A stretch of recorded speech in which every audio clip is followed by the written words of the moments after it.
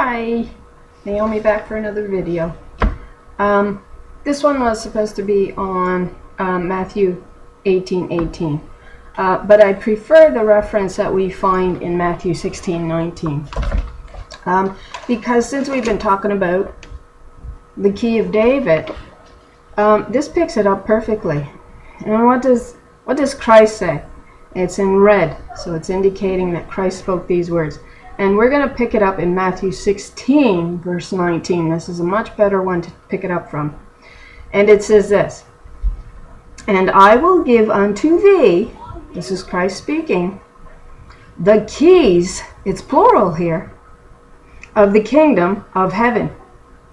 And whatsoever thou shalt bind on earth shall be bound in heaven, and whatsoever thou shalt loose on earth shall be loosed in heaven." So what did Christ just tell us there?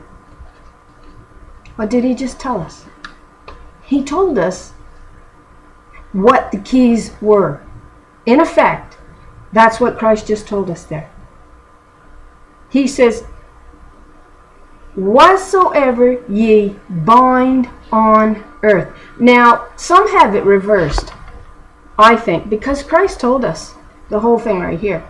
Some will do it reverse. We have to do it in the spirit first and then we do it on earth. Well, not according to Christ.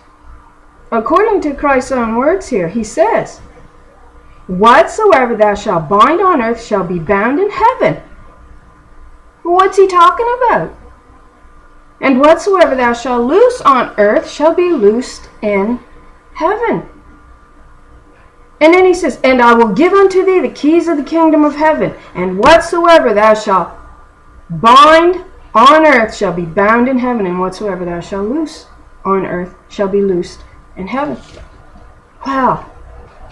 Wow. This all goes back to the key of David. It absolutely does. Because we talked about how men on earth who wanted to be exalted as gods, and you can look at the words Baal, B-A-A-L, and I hit on one because we've looked at the key of Solomon as well as the key of David and how they're in complete opposition to one another. David left the gate open for the righteous daughters, representing the righteous spirit, which is the key of David, all right? Whereas Solomon daubed it up. Now, if we go to 1 Kings 11, and we looked at this already, but we'll look at it again to flesh it out a bit more, because we can always do that. You know, sometimes we have to leave out detail, or our videos would be 3 or 4 hours long, and we'd lose a lot of people doing that. But what does it say? Where's the verse I want? Well, we'll start at verse 1, and we'll read until we hit it. Okay, there it is. It's verse 5 we want, but we'll read at verse 1. So this is 1 Kings chapter 11, and I'll try to center it here. Verse 1. "But King Solomon loved many strange women, together with the daughter of Pharaoh, women of the Moabites, Ammonites, Edomites, Zidonians, and the Hittites, of the nations concerning which the Lord said unto the children of Israel, Ye shall not go into them, neither shall they come in unto you, for surely they will turn away your heart after their gods. Solomon clave unto these in love. And he had 700 wives, princesses, and 300 concubines, and his wives turned away his heart. For it came to pass when Solomon was old that his wives turned away his heart after other gods, and his heart was not perfect with the Lord his God, as was the heart of David his father." Verse 5. Now this is key. "For Solomon went after Ashtoreth." Right? The goddess, that word there for goddess is 430. Go look it up in Hebrew.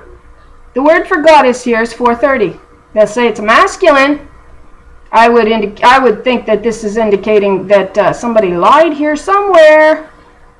But, oh well, we'll go on. "The goddess of the Zidonians, and after Milcom, the abominations of the Ammonites. And Solomon did evil in the sight of the Lord, and did not pursue after the Lord, as did his father David." Now, And it goes on. Then Solomon built an high place for Chemosh, the abominations of the Moab in the hill that is before Jerusalem, and for Moloch, the abominations of the children of Ammon. And likewise did he for all his strange wives, which burnt incense and sacrificed unto their gods. So he did this all for his wives. He didn't do it for himself, right? So says the writing of men here. Now, if you look up that God here given in verse 5, Milcom. You know what that word what that name means? It means great king. But this had nothing to do with Solomon wanting to be a great king and revered as a god in any way. And he didn't go up and put up these groves and these Ashtoreth poles, as they're called in the Bible, which is a goddess where they go out and they worship, and it's a horror ritual that gets performed. But this really had nothing to do with Solomon exalting the whore spirit in the earth, was it? Of course it was. That's what the key of Solomon is all about. Keeping her exalted in the midst of the body so he can be a great king. That's what the looks here is. We need to understand how the world really works and how mind control really works. So that tells us what Solomon did. And this is the chapter that we find Jeroboam, coming against Solomon for, daubing the wall, which we've discussed in previous verses, to keep out the righteous daughters. Now, all right. So that's actually showing us what Solomon did. He bound. That's what he did. He bound the righteous principles. When he chose to exalt himself as a great king, like a god, he thinks, that's what it's showing us, and exalting these whore women, right? And building their groves and going out and worshiping this whore goddess, all right? Which exalts her in the midst of the body, in the midst of the heavens. Now, you think that there's no divinely good correlation to that, but there is, all right? And we'll go to Genesis 21, and we'll pick it up pretty quick, because I have other things I'd like to show you quite quickly here. So 21, what does it say? And I want to point out here, we'll do also we'll add in the quick 7 spirits here, and how they're feminine. And the Bible tells us this. In Genesis 21, let me see if I can pick up, if I can find, all right.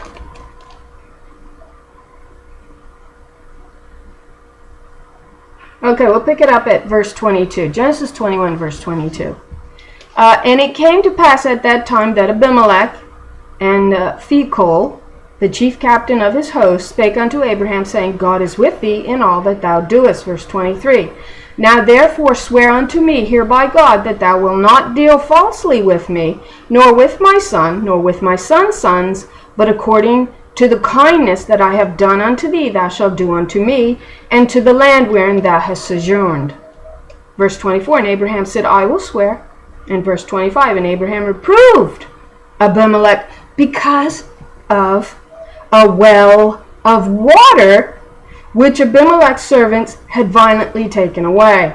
Verse 26, and Abimelech said, I would not who have done this thing, neither didst thou tell me, neither yet heard I of it but today. So he's saying, I just heard of this. This wasn't of my doing. Verse 27, and Abraham took sheep and ox and gave them unto Abimelech, and both of them made a covenant.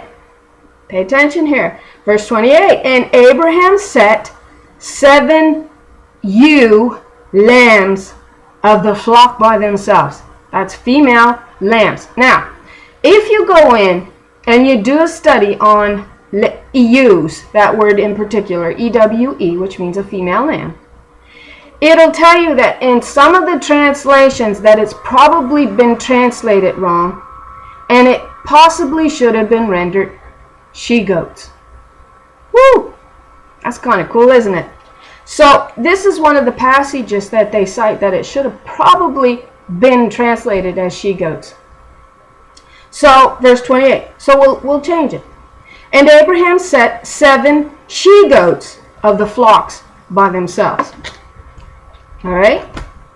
And Abimelech said unto Abraham, what mean these 7, we'll say she-goats, though it says ewes, which thou hast set by themselves? Verse 30. And he said, for these 7 she-goats, ewes, shall thou take of my hand, that they may be a witness. A witness? A witness unto me that I have digged this well. Verse 31. Wherefore he called that place Beersheba, because where they swear, both of them. Because there they swear, both of them. Verse 32. Thus they made a covenant at Beersheba, and then Abimelech rose up, and Phicol, the chief captain of his host, and they returned into the land of the Philistines. Now watch this. Verse 33. All right? And Abraham planted what did he plant?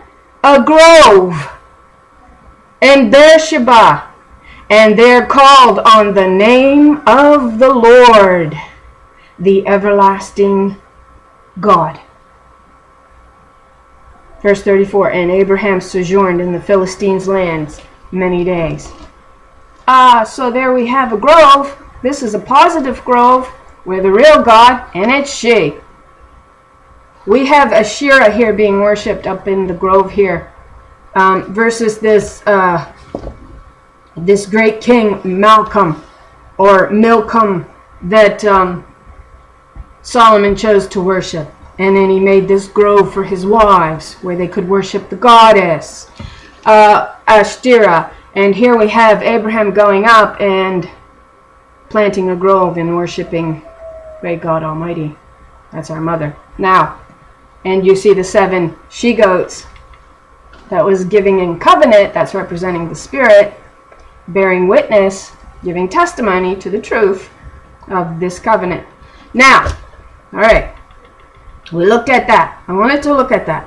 Now, when Christ says, whatsoever you bind on earth, you bind in heaven. And whatsoever you release in the earth, you release in the heavens.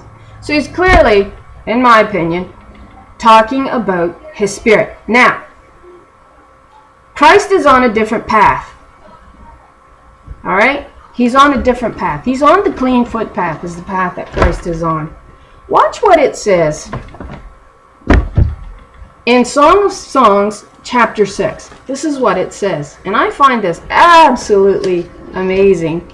I'm getting all my papers all messed up here, sorry. But it says this. This is Song of Songs, chapter 6, verse 1. Whither is thy beloved gone, O thou fairest among women? Whither is thy beloved turned aside? He's turned aside? That we may seek him with thee. So he's turned aside. It sounds to me like he's on a different path. And the bride has to pursue him on a different path. That's represented by the daughter of Zion 1. And the daughters of Zion says to her, whither is thy beloved turned aside, that we may seek him with thee. All right? Now, the interesting thing is when we do go to Matthew 18, verse 3, it speaks to us as children, like we're children, all right? And I find that absolutely fascinating, because if you continue on reading that entire chapter in Matthew 18, it brings in the little children. And you see many of us daughters, and probably the sons too, we've dreamt of ourselves as children. I've had 2 dreams in particular that I can cite that were very highlighted for me. That I was a little girl. I was a child in them. And I find Matthew 18, I think it's connecting us to these dreams in some way. I have my own ideas on it. I can't share them right now. But, in verse 3, what does he say? He says, and said, verily I say unto you, except ye be converted. That word there for converted means turned. Turned aside, right? It's like that word, turned aside. Don't give me difficulty now. My computer's acting up. I'm sorry. I apologize. Come on. Don't do this. Come on. There we go. Sorry, I apologize. But it says, except ye be converted and become as little children, ye shall not enter into the kingdom of heaven. Whosoever therefore shall humble himself, herself, as this little child, the same is greatest in the kingdom of heaven. Verse 5, and whosoever shall receive one such little child in my name receiveth me. It's a very interesting chapter. Now, I'm sorry, I'm not doing the job on this that I want it to do. But that word keys in verse 19 of Matthew 16, he's telling us the keys is his spirit. And that's represented by these daughters of Zion. And he's saying, do not bind what they are teaching you. Do not bind them. If you want to rise up into the heavens, which is our goal, then he's saying, these are your keys to the kingdom. Do not bind my principles here on earth if you want to be received into the heavens. And you can say we haven't done that, but that's precisely what he's telling you. He is telling us this, that we must release these principles of mother. And they are mother's principles. They're what gives life to the Father. And Christ knows that these principles, which are represented by the daughters of Zion, are what's going to give life to his body, his heavens, the heavens. All right? This is basically what we're looking at in this teaching. Now, I know I wanted to share more on that with you, but I wanted to show you something that the Spirit just shared with me today. And she kept trying to show me this verse. And I kept for quite a few, it's been a few months, I know that she's been showing me this verse. And every time I would hit on it, I would just go, you know, and kind of go over it. Just not really pay much attention to it. And it's this verse in, let me see here.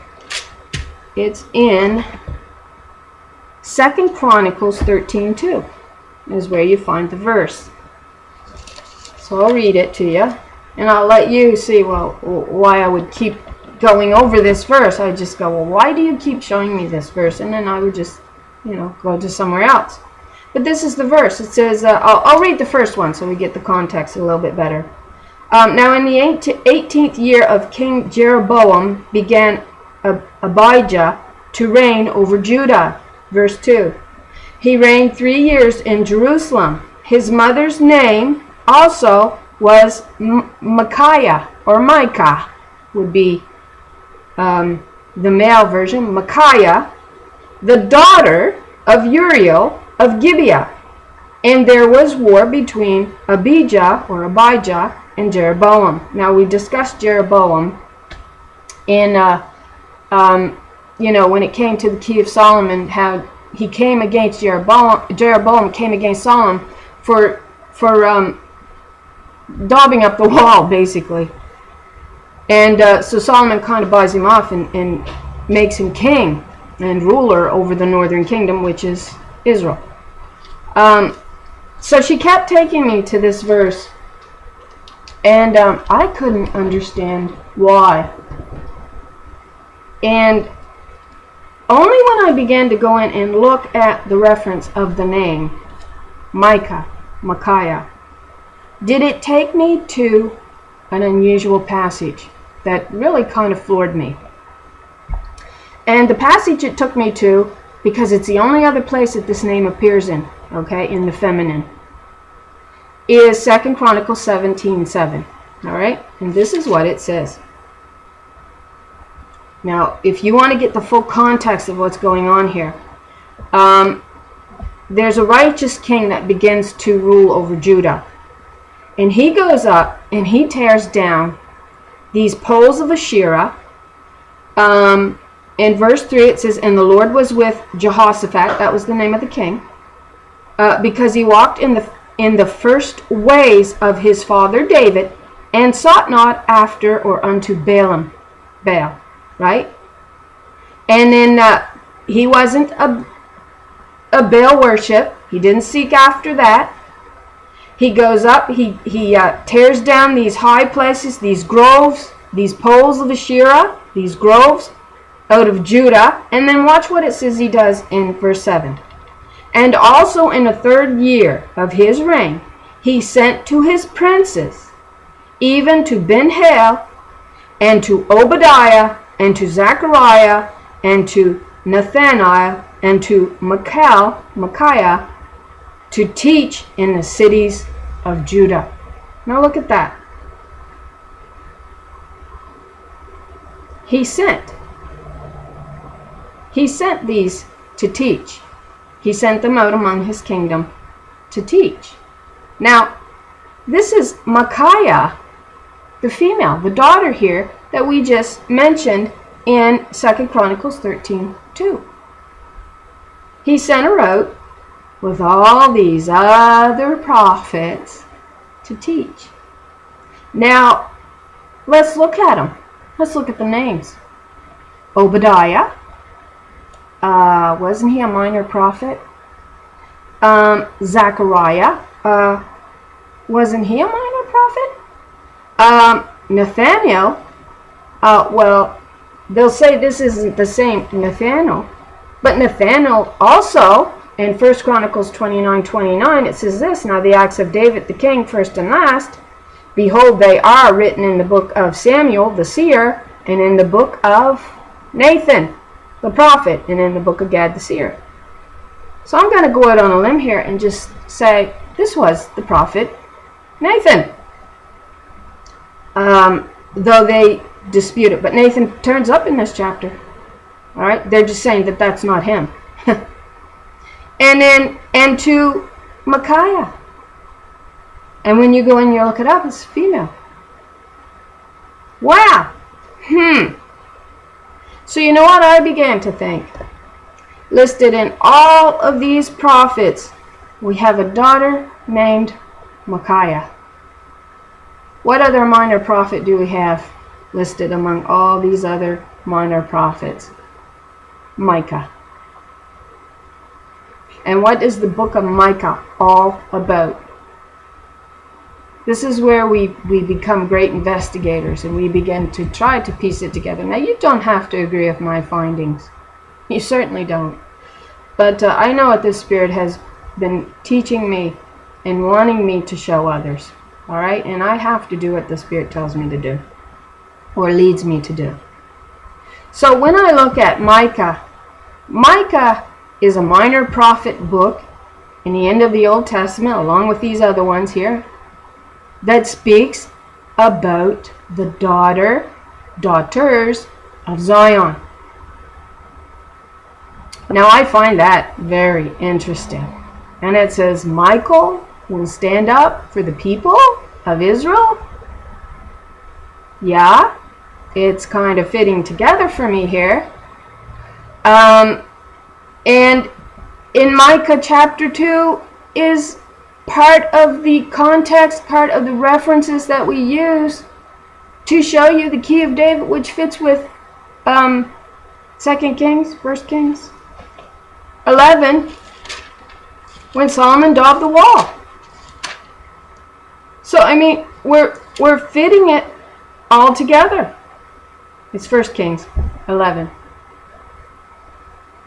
And Micah 2 is where we find the other passage that we fit with 1 Kings 11, which then links us to Ezekiel 13, right? And other passages about the daubing of the wall. So we have these complete opposites. So we're talking about binding the righteous principles, these daughters of Zion, which is your keys to the kingdom and their teachings. God speaks of equity. That's equality.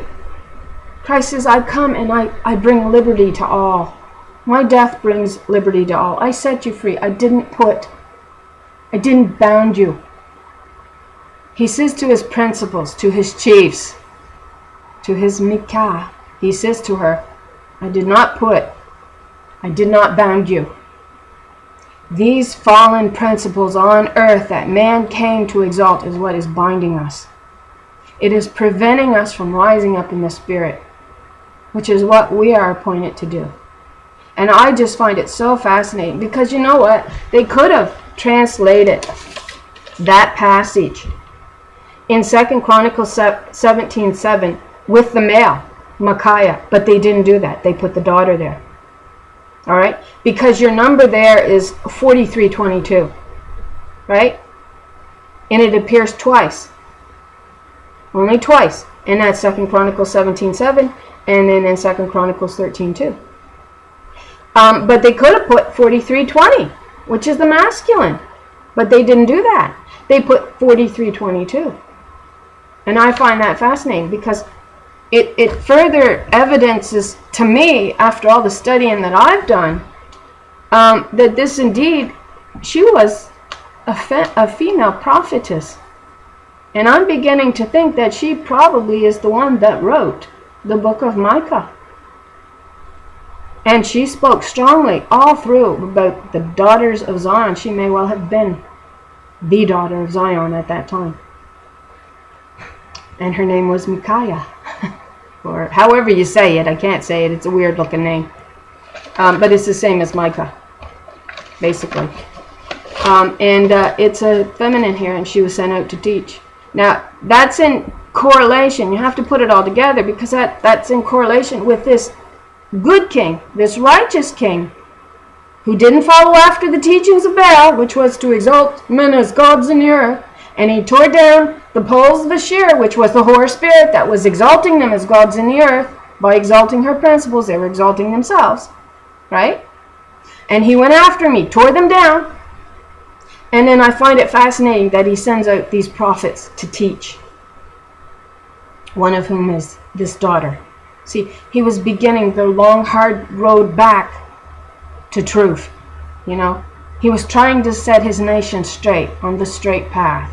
He was trying to be the good leader that men are supposed to be.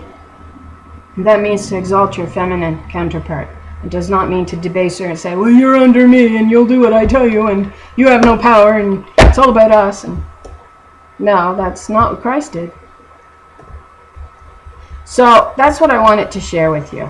And you can go in and do your studies. And I'm sorry if I didn't lay it out like I need to lay it out.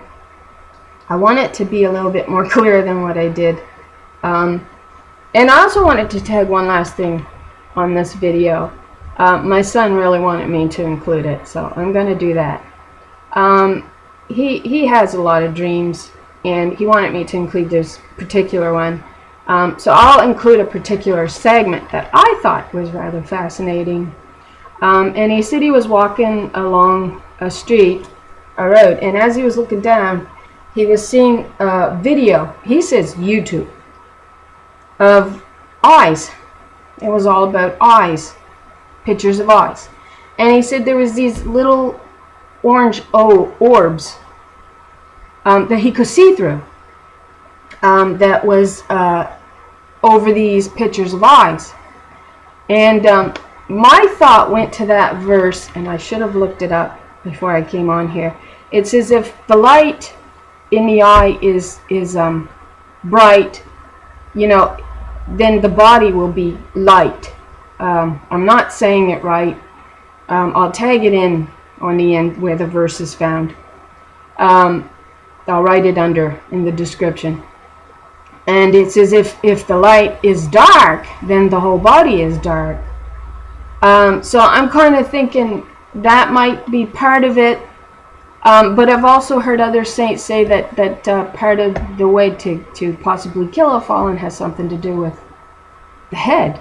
And that may have to do with the eyes, right?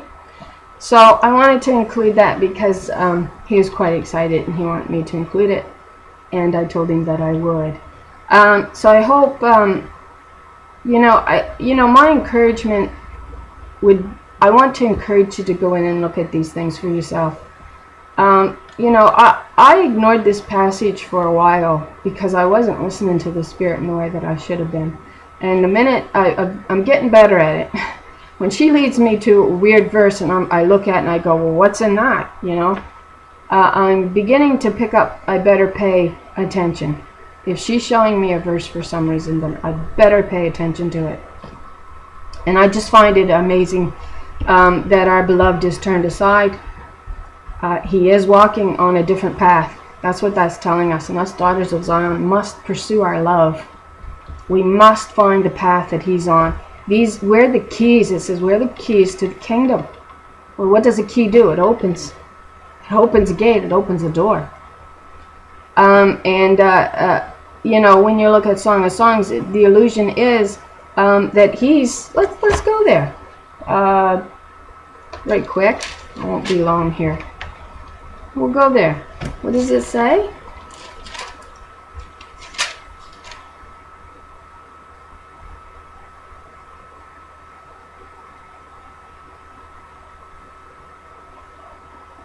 It says, if I could find it. I probably got the wrong chapter. I thought it was this chapter. Just give me a second here, okay? While I look.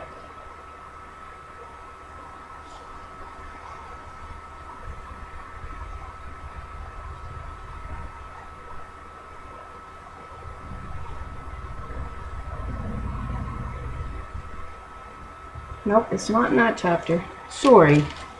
I apologize. I should have had this.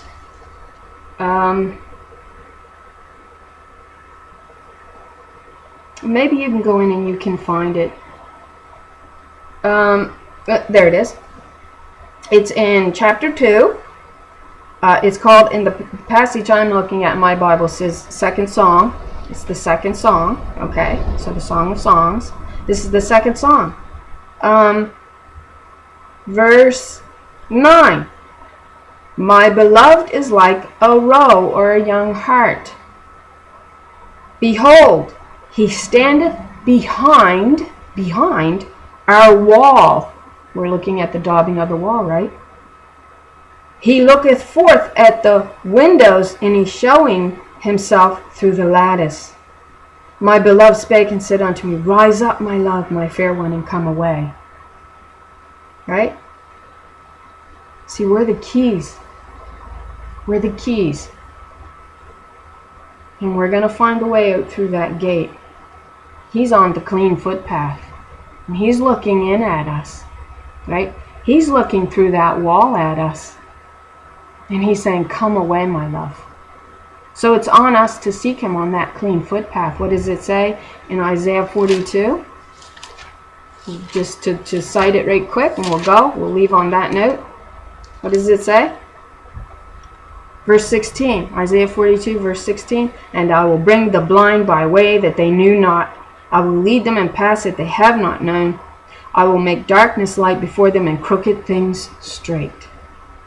These things will I do unto them, and not forsake them. Verse 17. They shall be turned. Woo! There's that word, turned. Turned back. They shall be greatly ashamed that trust in graven images and false gods, that say to the molten images, ye are our gods. Alright? And that's what we've been looking at in our studies as well. These man-made gods that exalt men, which means debasing women to exalt them. Right? That's why it's called a whore spirit. It works to debase women, you know, to exalt the men. And that's what this is what we're looking at. So we'll end it there. I hope I said something that will help you in your personal studies, if you're even interested. If you're not and you're on your own path, certainly you have to pursue what the Spirit leads you in, right? I just thought I should share. I need to share. The Spirit tells me I have to. So I'm going to do that. So I hope something of what I said is helpful to you in your own personal studies. I know I pick up things from others who's studying other things, and often helps me fill out my own personal studies. Thanks for watching my videos. I love the Christian brothers and sisters out there. Let's keep pursuing the truth, and may the Lord bless you and keep you safe.